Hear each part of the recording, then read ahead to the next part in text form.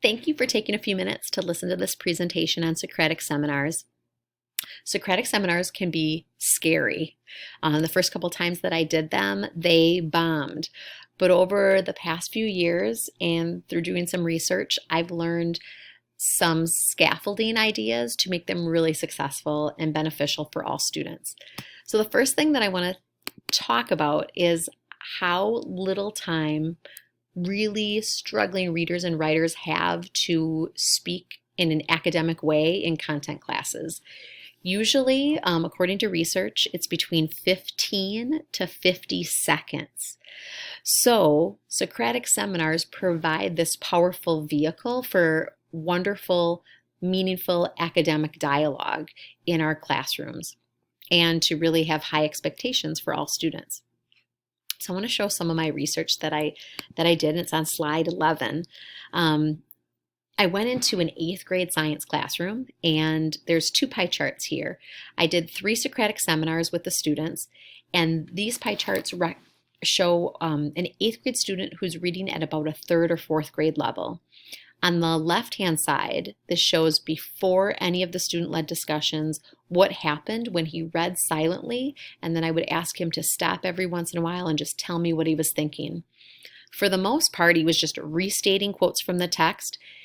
He found it very difficult to interact with the text or to verbalize his own ideas. It was almost like he put the author on this pedestal and he thought he devalued anything that he was thinking, or he wasn't being metacognitive of what he was thinking as he was reading.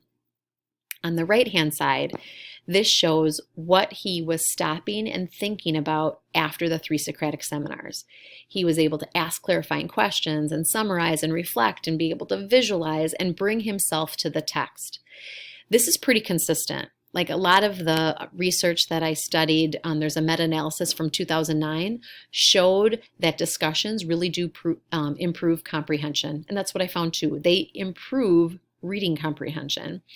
And that, especially for students who are reading below grade level, they are the most positively impacted by a student-led discussion type of approach. But it can't be any type of student discourse. It has to be one where students are building off of each other's thinking, and they're asking questions of each other. And the more authentic, the better. This relates to the brain research as well. So on slide 5, there is an actual PDF of this whole entire book, The Art of Changing the Brain, and it can be synthesized in this image, which just shows that the learning process really starts with sensory input, what students are exposed to, what they see and feel and hear, and then how students are able to integrate and connect that into their own background knowledge, and then they have to do something with it. They have to teach others, they have to write about it, and the more real, the better.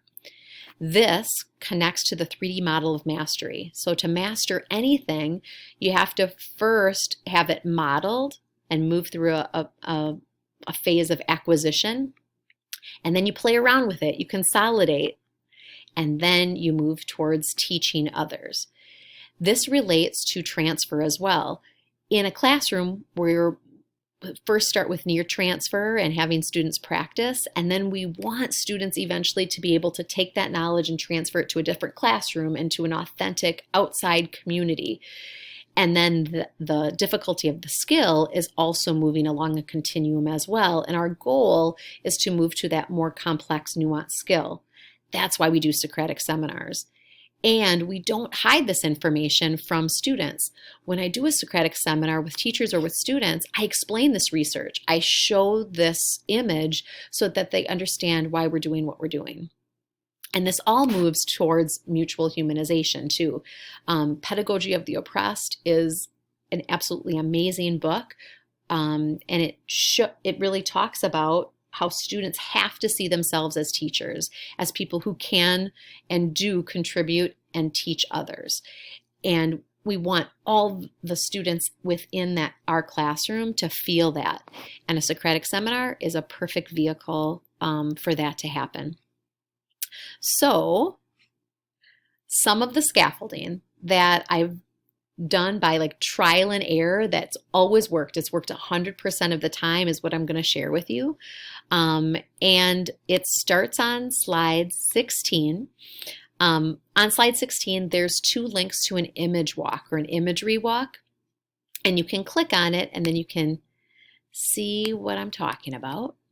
An imagery walk is simply finding lots of images that connect to your topic. So these might be images that would relate to an environmental education unit. I would print these out and then place them all around the room with a journal, or students could go around with their iPad, or it could be connected to a QR code. You could do it in lots of different ways. And then students write about that picture.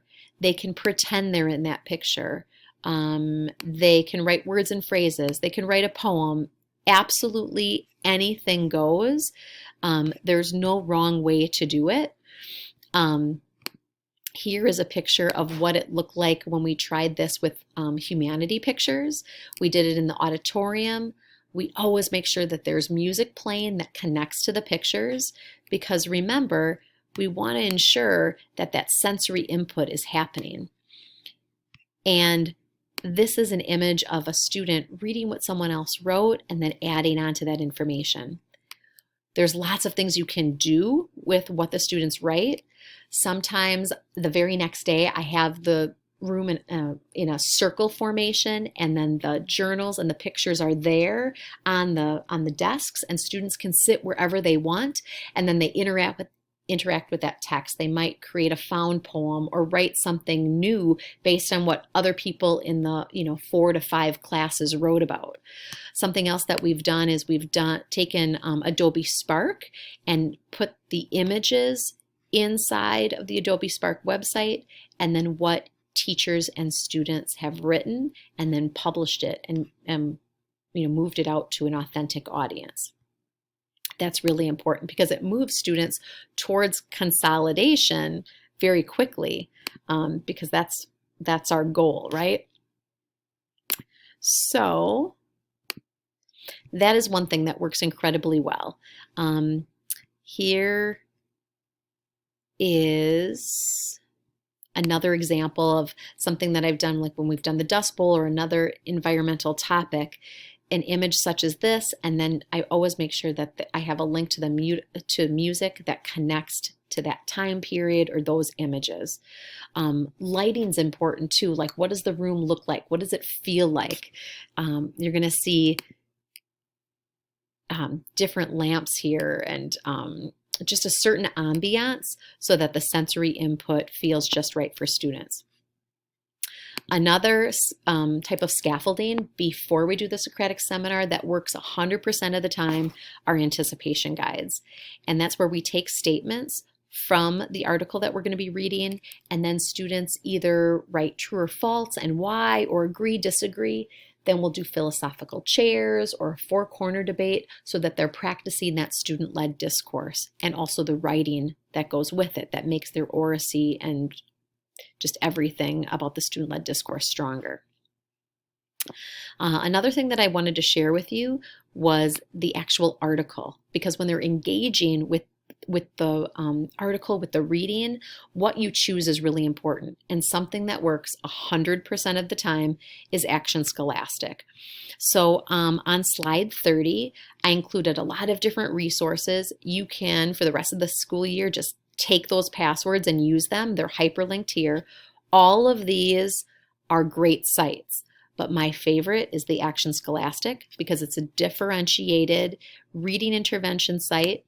It has videos that are always spot on, fantastic. It has vocabulary that has images and audio supports, and it has different Lexile levels for the article, so students can choose whichever type of reading feels good for them and that they can access. And then if they want it read aloud to them, it will be read aloud to them, but not in a robotic voice. It's a very nice, great voice. Then when the students are interacting with that text, they are filling out some sort of double entry journal. This is something that has worked really well for us. Sometimes we have the students do a critical analysis of the text and really think about, can they believe this person or not, and why? And then they write down what the text is saying, what's jumping off the page, what textual evidence is really important, and then what do they think and wonder. So what questions do they have? Remember, that's super important because that's what builds their comprehension and improves their reading scores and their writing scores and their oracy and the student-led discourse. They have to bring questions to the party, to the Socratic Seminar. After they are done with the Socratic Seminar, I always have them write down something. What did they learn? They might even write a claim, evidence, reasoning about the text, but also what was discussed, so they can synthesize that. That's really, really powerful. So the Socratic Seminar, when they do it, physically looks like an inner circle and then an outer circle. The inner circle talks, does all the talking. The outer circle has post-it notes and is passing notes to the person in front of them. Or the outside circle could be a cyber circle, and you could go to a place called polleverywhere.com, and you can have a question like, what are you thinking? What questions do you have? And then through their phone or their computer, they are typing up what they're thinking. The inside circle can then comment on what's happening. What I love about polleverywhere.com is it has the visual setting of a word cloud, which creates a Wordle. So at the end, you can see exactly what you talked about, and then students could write about that Wordle. So it forces them to really think about, like, what's the summary of our discourse? What's the so what? Like, what are we going to do about it? What are the next steps? Which is what builds everything towards advocacy.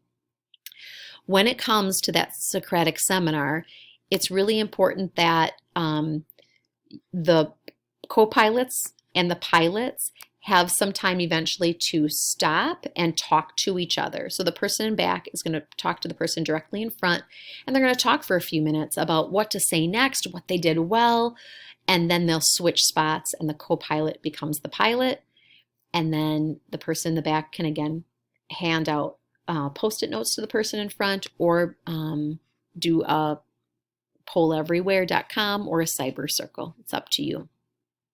And I think the last thing that I want to explain and highlight on these slides is on slide 27. Something that we've done is really thought about the norms or our agreements as a group. What do we want to get better at? And I really try to push the students a little bit, because at first they would say things like, okay, be respectful or active listening. And then I would say, but why? Like, why active listening? Why are we doing that? And then they would say things like, well, we show that we care about each other by listening to each other. And that's what we write down on the anchor chart. And then that's what becomes the assessment.